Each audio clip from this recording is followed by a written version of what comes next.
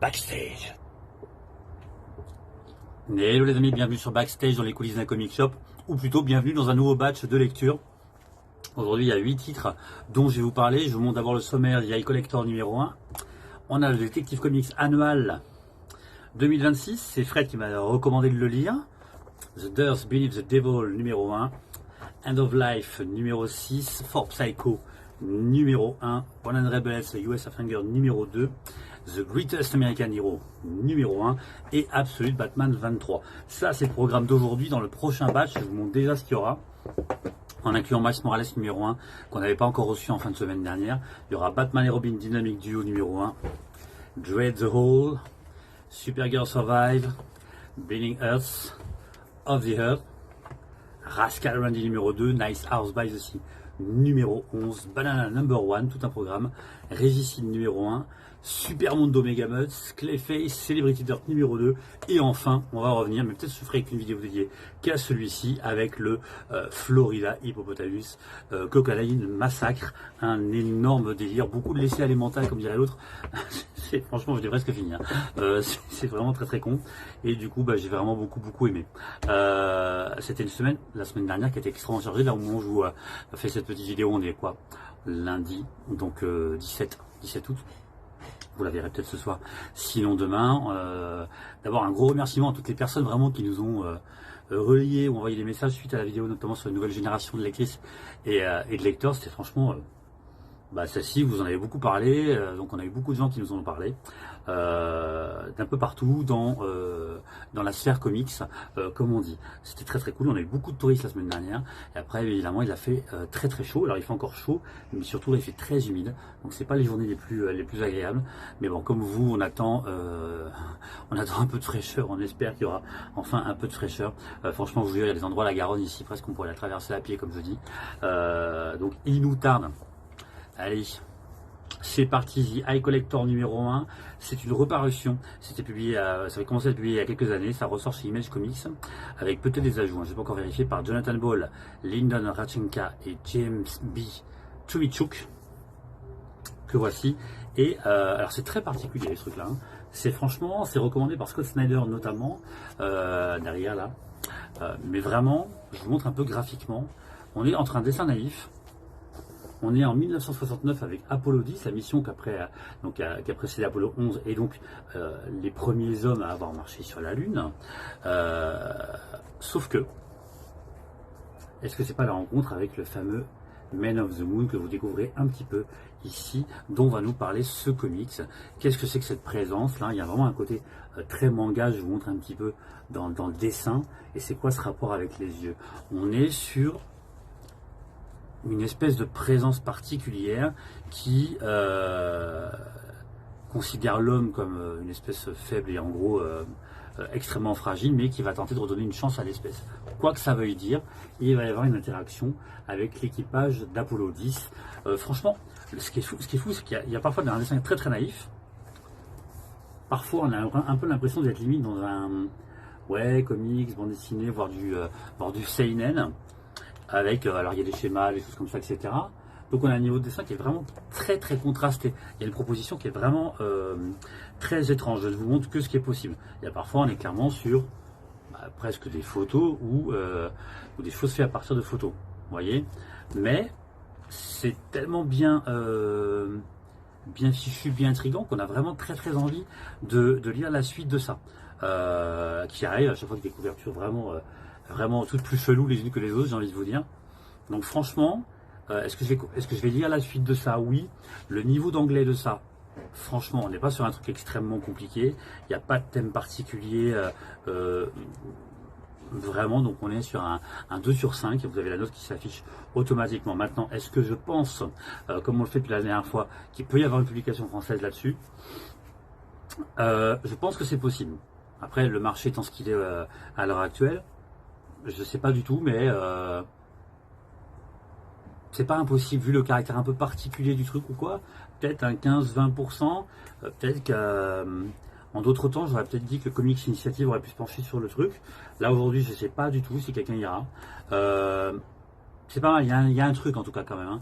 Il y a un truc. Graphiquement, ça plaira pas à tout le monde, mais il y a un truc qui est suffisamment intriguant On se demande si ça touche vraiment que à l'horrifique ou pas, parce que, sans trop vous spoiler, cette présence, donc The Man of the Moon, qui re-rentre en contact avec les êtres humains, les êtres humains de la mission vont le ramener avec eux sur Terre d'une certaine manière. Ça, c'est un peu le pitch de la série. À suivre donc, The Main Man, avec Lobo, Detective Comics, annual 2026, avec 2 histoires à l'intérieur. La première, elle est Tom Taylor, en toute franchise, et j'étais pas du tout parti pour le lire. Première histoire dessinée par Nicolas Scott. Et donc, on va retrouver Batman avec Lobo qui est envoyé en gros pour buter Batman, tout simplement parce qu'il est soupçonné d'avoir attenté à la vie, je crois que c'est d'un roi, dans un royaume complètement galactique et tout, donc a priori il n'y a aucune chance que ce soit Batman. Il y a des plans qui sont super bien, désolé pour le bruit derrière les amis, vous le voyez ici. Alors Nicolas Scott, j'ai souvent du mal avec les visages, mais je reconnais qu'il y a quand même des moments, il y a des scènes qui sont vraiment vraiment super cool. Évidemment, problème pour Lobo qui est venu pour buter Batman, il se retrouve face à Batman, donc Batman il a toujours plus d'un tour dans son sac, et ça part en vrille. Le duo entre les deux fonctionne franchement très très bien sur ce récit-là. Bien sûr, il va y avoir enquête, et on va retomber sur une espèce de plante particulière, je ne sais pas si vous la connaissez, donc je vais vous la montrer, qui est la... voyons voir que je retrouve ça. La Black Mercy, c'est ça. Et là, vous voyez ici, qui vous plonge dans une hallucination absolument magnifique. En gros, dans un état tellement paradisiaque, tellement rêvé, que vous ne pouvez plus en échapper, en fait. Parce que vous avez une espèce d'état comme ça, vous ne pouvez plus revenir à vous-même. Et c'est ce qui va arriver à Batman. C'est là où c'est surprenant. Je pense que c'est pour ça que Fred m'a dit, tu devrais le lire, parce que franchement, je ne m'y attendais pas. Et effectivement, du coup, Tom Taylor, il offre une respiration tout d'un coup à Bruce Wayne, et il se retrouve dans sa vie rêvée, marié, des enfants, alors sans tout édulcorer bien sûr, etc. Et la vie qu'il aurait pu avoir, ou peut-être la vie qu'il aurait rêvé d'avoir, justement. Donc c'est assez éclairant, c'est franchement très sympa de voir ça, et assez inattendu dans ce récit-là, qui part sur un truc qui peut, entre guillemets, ok, il y a un côté galactique, ça peut tourner à la farce et tout, mais voilà. Et il y a une très jolie scène avec Alfred, j'ai trouvé. Donc franchement, presque une scène d'introspection, qui est une vraie bulle dans le récit, qui fonctionne super bien et qui est assez surprenante. Voilà. Et après, je ne résiste pas à vous montrer, attention spoiler, à la fin de cette histoire-là quand même,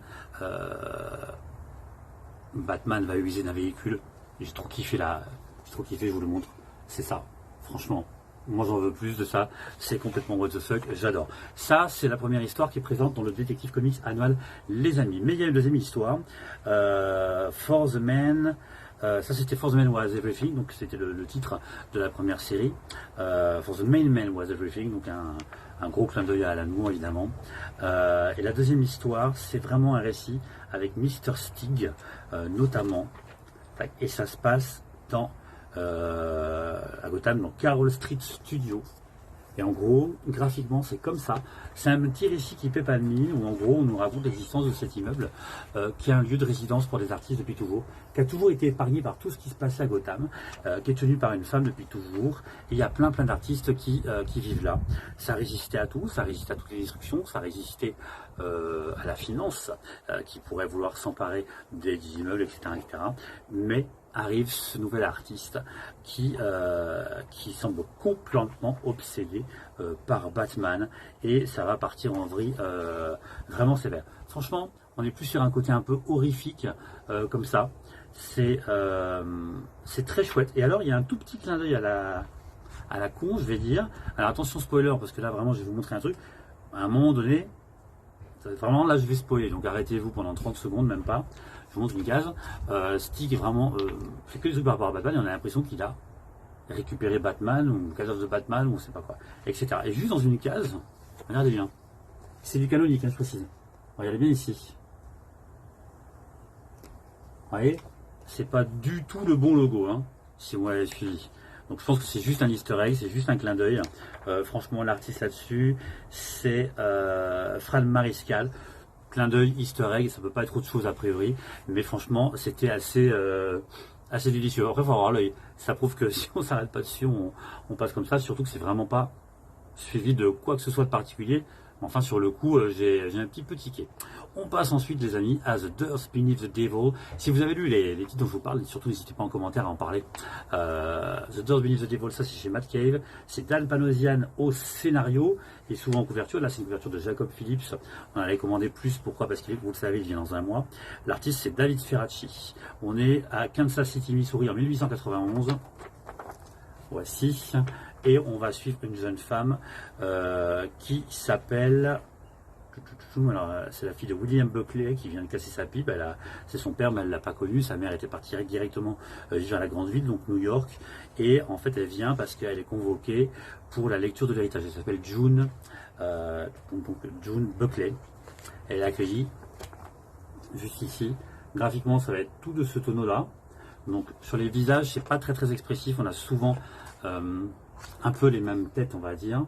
Mais enfin, ça passe très bien. Le récit se lit absolument tout seul. Il y a beaucoup de gens qui sont convoqués en gros pour la lecture de ce testament, mais ils vont devoir pour ça se rendre dans le ranch de feu leur père ou feu ex-mari ou autre, etc. à cheval, comme lui l'avait fait à la grande époque quand il avait découvert les terres de ce qu'allait devenir son ranch, justement.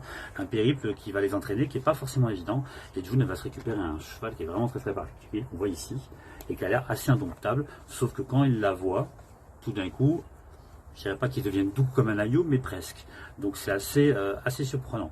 Il y a clairement des inimitiés tout de suite. En gros, chacun est là pour capter l'héritage ou pour empêcher que les autres le soient. C'est un récit qui part pas mal, franchement. On se demande si à un moment il n'y a pas un élément fantastique ou particulier.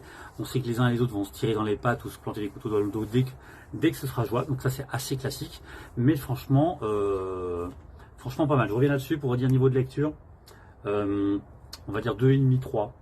On va dire 2,5. Pourquoi? Parce que parfois le beau, il y a des petites tournures de phrases qui sont très bastitch, comme de l'argot un petit peu. Donc là, il peut y avoir des petits mots comme ça qui pour là, c'est voilà, assez facile à lire, mais il peut y avoir juste des petits mots d'argot comme ça. Là, le niveau d'anglais, c'est pareil, 2,5, 3, parce qu'il y a des petits mots d'argot ou des phrases un petit peu dans le contexte de l'époque. Vous voyez, donc voilà, ce que vous savez pas ce que veut dire le mot scoundrel par exemple, etc. Vous pouvez retrouver à être un petit peu la pêche. Mais enfin, c'est vraiment sur 2-3 mots, 2-3 expressions de rien du tout. Donc 3 sur 5, je suis peut-être même un peu sévère. Est-ce que ça va paraître en français? La série Détective Comics paraît en France, donc il y a quand même de très fortes chances que ça paraisse. Est-ce que le Dirt Beneath the Devil pourrait sortir en français? Là, j'en sais rien du tout. C'est quand même pour l'instant une facture très classique. Moi, Dan Panosian, je sais qu'il y en a quand même beaucoup. Aussi au scénario, moi, il m'a jamais épaté pour l'instant sur ces niveaux de scénario. Là, ça part plutôt pas mal, mais enfin, c'est extrêmement convenu. Donc voilà, peut-être un 10-20% pour une publication en France. Pour l'instant, j'en sais rien. Il y a pas mal de titres indés que j'ai lus que je trouve aujourd'hui meilleurs que ça ou plus intéressants. Et d'ailleurs, on y vient, mais là, c'est la gamme Vertigo. J'ai fait mon rattrapage sur End of Life, donc ça, c'est le numéro 6. Donc, la série Vertigo de Kyle Starks et Steve Pugh. Alors, je vous en ai déjà parlé au tout début de la série. Je ne vous ai pas parlé depuis 2-3 numéros. C'est complètement barré. C'est vraiment Justice Bullshit, comme il le dit ici.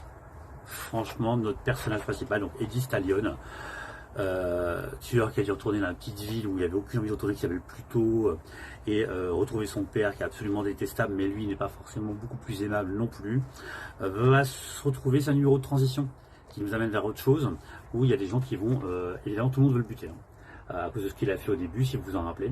Donc voilà, là on va encore lui envoyer quelqu'un pour le buter, il va encore tomber dans le piège, mais c'est burlesque. Il y a vraiment un humour à la con par moment, mais dans le sens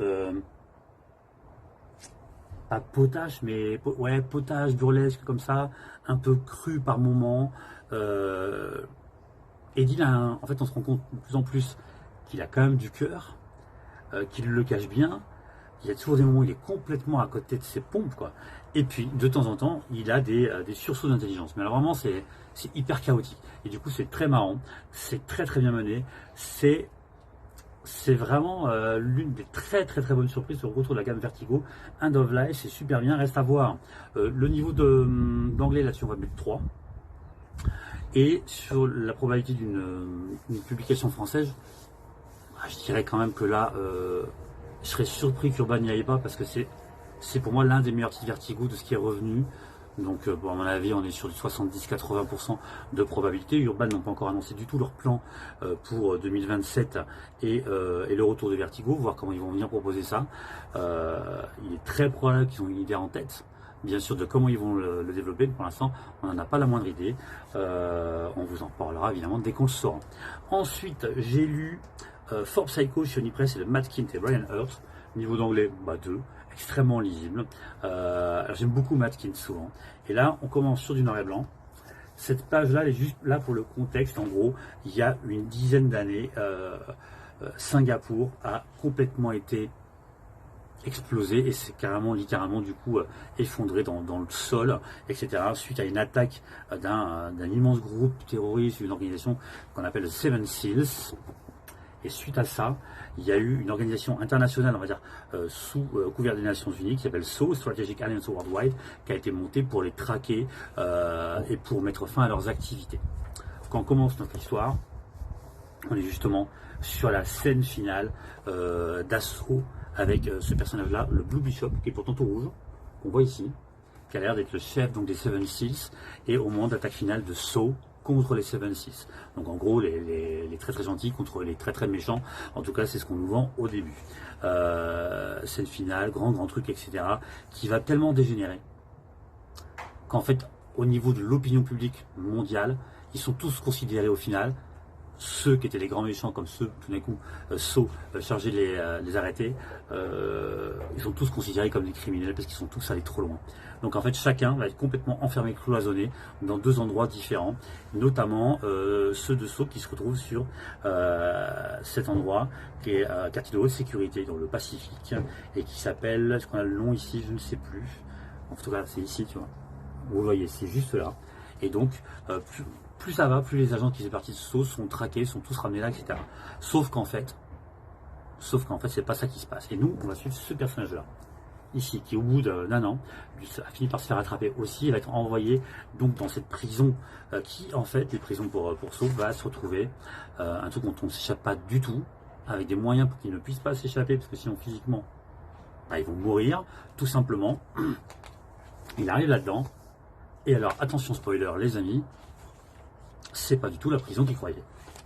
C'est, aux yeux du monde, c'est une vraie prison, c'est un enfer pour eux, et en fait c'est une prison dorée, ils ont parcours de golf, sauna, hammam, piscine, etc., chef, etc. Alors ils sont vraiment emprisonnés quand même, mais enfin, avec une vie extrêmement confortable. Mais on va se rendre compte de pourquoi lui il est là en particulier. Et là, c'est vraiment cool. Donc ça, très bonne lecture. Franchement, il y a un twist dans le twist, comme on dit, mais très bien mené, c'est extrêmement lisible. Donc du 2 sur 5. Forbes Psycho, c'est un très bon début sur ce titre de Matt Kindt. Là, je ne sais pas si ça paraîtra en français, mais si Bliss arrive à se sortir de l'ornière et vraiment on leur souhaite mais 1000 fois, c'est un titre qui pourrait atterrir chez eux, et sinon j'espère qu'un autre éditeur va s'y pencher, donc je ne sais pas du tout si ce sera le cas, mais moi je vais quand même mettre un 30-40% parce que c'est Matt Kindt et on part vraiment sur un bon truc là. J'ai très envie de lire la suite, c'est vraiment très chouette. J'enchaîne un peu vite les amis. 100 Bullets, The US of Hunger, les amis, numéro 2. Le numéro 1, si vous vous rappelez, j'étais circonspect. Pardon, il y a la vôtre. Parce que vraiment, je trouvais que Azzarello, il flinguait dans tous les sens. C'était vraiment, alors c'est le titre, hein, The US of Hunger, c'est le sous-titre de ce retour de 100 Bullets avec Lono comme personnage principal et comme fil conducteur. Le point très fort, je vous l'ai dit dès le numéro 1, c'est qu'on retrouve un Eduardo Risso qui au dessin est en très grande forme. Rien à dire, c'est du très bon Risso. On est sur du top niveau à partir du moment où vous appréciez ce genre de dessin. Bien sûr, on va retrouver des activistes de tout genre, des suprémacistes blancs, etc., qui veulent venir en gros faire un manifester pacifiquement au moment d'un enterrement, donc mais en mode provocation, etc. Je vous montre un peu graphiquement. Et Lono va retomber sur un vieil ami, si on peut dire, ça va pas forcément bien se passer. Dans le numéro 1 de The US of Anger, j'étais circonspect, et j'attendais vraiment le lien numéro 2 parce que je trouvais que la colère que Azzarello mettait dans le récit, elle était partout, dans tous les sens. Et j'étais circonspect parce que je n'arrivais pas à voir, j'étais pas sûr certain du fil conducteur en dehors de Lono. Et il y avait un peu l'impression que tout le monde était à la même enseigne, et j'avais un peu peur de certains clichés là-dessus. Il y a toujours quelques clichés là-dedans qui sont là, mais par contre les choses sont un peu mieux rangées, on va dire, si bien que là, la compréhension du récit est beaucoup plus évidente, beaucoup plus claire, et on commence à voir très clairement les différents protagonistes et leur positionnement les uns par rapport aux autres. Voilà. Après, on n'est pas toujours certain au moment de ce numéro 2 de ce que veut Lono réellement et pourquoi il est là. Donc il va falloir que ça avance un petit peu de ce côté-là. Mais franchement, un vrai bon numéro, et un numéro moi qui me rassure en fait par rapport au premier où j'avais un petit doute sur ce que faisait Azzarello, quoi. J'étais pas inquiet mais pas rassuré non plus. Là je vois où ça va, plus déjà. Ok, il y a une direction, il y a un sens qui est plus net. Donc là, je vais enchaîner. Franchement, est-ce que je vous l'ai dit sur celui-ci? Oui, je vous ai dit là. Là, niveau d'anglais, on va être sur du 2,5-3. On va dire, allez, 3, parce qu'il y a un peu plus de texte, il y a un peu plus de langage, un peu plus d'argot par moment. Donc là, ça mérite d'être un peu plus versé là-dedans. Azzarello, lui, il s'embarrasse pas. Évidemment, degré de publication possible. À mon avis, 100 Bullets, Urban a toujours tout proposé. Urban va forcément proposer Vertigo, comme j'en parlais juste avant avec Game of Life. À mon avis, c'est pareil, 70-80%. Je dis 70-80%, je vois pas comment Urban va faire les, entre guillemets, comment on ne va pas y aller. Ne pas proposer 100 Bullets alors qu'ils avaient fait des intégrales. Alors d'abord, les volumes reliés pour enchaîner sur ce qui existait, puis les intégrales, puis à nouveau les intégrales. Ça semble improbable qu'ils n'y avaient pas. Même je dirais, moi, en vrai, moi ce que je pense c'est 100%. Ils vont le publier. Ça me paraît complètement improbable sinon, quoi. En plus, pour l'instant, c'est de vraiment bonne facture. Ensuite, The Greatest American Hero, c'est publié chez AMP Comics. Alors, les auteurs, que je vous le dise, Don Enfield et la partie graphique par Alper Seggel. Corrigez-moi, je ne sais pas comment on le dit. Et alors ça fait suite à une série hyper célèbre des années 80 que je ne connaissais pas, je ne vais pas vous mentir, de Stephen J. Cannell, je crois. Et la série des années 80, c'était un peu une blague. On suivait ce personnage, qu'on voit d'ailleurs ici, un professeur, me semble-t-il, de ce que j'ai lu rapidement, qui se récupérait un costume particulier qui lui donnait le pouvoir, un costume alien. Sauf qu'au moment où il récupère le costume, il y a un mode d'emploi et il l'a paumé. Et la série se voulait très parodique, très comique, parce qu'en gros il avait des pouvoirs, mais il ne savait pas vraiment lesquels, et surtout il ne savait pas du tout qu'on les maîtrisait. Donc en gros, à un moment donné, il se mettait à voler par exemple, mais il était incapable d'atterrir. Donc à chaque fois, c'était catastrophique les atterrissages, et ça pouvait provoquer beaucoup plus d'emmerde en fait, en gros. Donc, héros très maladroit, et il y avait ce côté comique. Je crois qu'il y a eu 2 saisons ou 3 saisons à vérifier, et puis plus rien pendant très très longtemps, jusqu'au moment où, pas mal d'années après, celui qui jouait l'acteur de la série a récupéré les droits, a fait une mini-série en comics, et puis il y a eu une autre histoire. Et puis plus rien. Et enfin arrive cette histoire-là. Alors moi je ne connaissais pas du tout ni le background, ni l'univers, ni le personnage, donc je connaissais rien, j'arrive complètement vierge comme beaucoup de lecteurs à mon avis. Notre personnage revient sur Terre. Voilà, il a l'air franchement plus âgé. Graphiquement, ça tient franchement la route. C'est très sympathique. Voilà, on dirait vraiment un vieux monsieur là en mode Colombo, genre inspecteur, etc. Et il revient et on apprend, on voit ici son costume, voilà, qu'il n'a que 7 jours pour réaliser une mission. Là, ce qui va se passer, c'est qu'il va rencontrer son fils qu'il n'a pas vu depuis très très longtemps et qui doit penser qu'il l'a abandonné, etc. Son fils, en fait, en plus, son fils est devenu une espèce d'escroc qui inclut même son petit-fils là-dedans, etc. Et donc, il va rentrer en contact avec eux. Ça va pas bien se passer. Ça va pas bien se passer. C'est voilà. On n'est pas sur un fils qui est ravi de retrouver son père. Ce que lui a dit sa mère, c'est que c'était un gars qui se prétendait un héros, loupé à moitié, qui en plus s'est abandonné, etc., etc. Et notre personnage principal, lui, essaie encore de le persuader alors oui, que c'est vrai déjà, et en plus qu'il est vraiment là pour quelque chose en particulier. Ça, on ne le sait pas encore à ce moment-là. Et c'est très, très chouette. Franchement, je vous en dis pas plus. Degré d'anglais 2, très facile à lire. Très, très facile à lire. Super agréable graphiquement.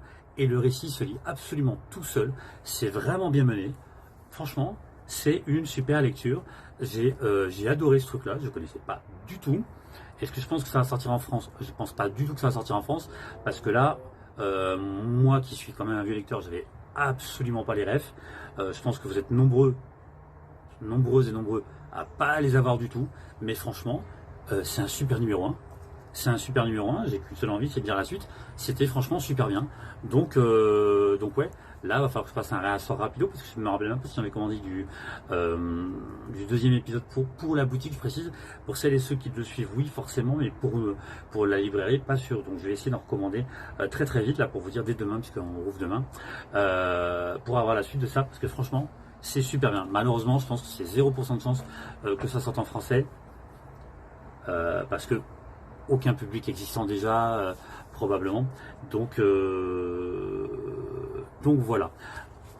Et on termine ce batch aujourd'hui, les amis, par Absolute Batman numéro 23. Là, j'ai pris la couverture de Delotto, évidemment, mais la Diamond Scott, la 1 sur 25, était aussi très très chouette, mais elles étaient toutes réservées.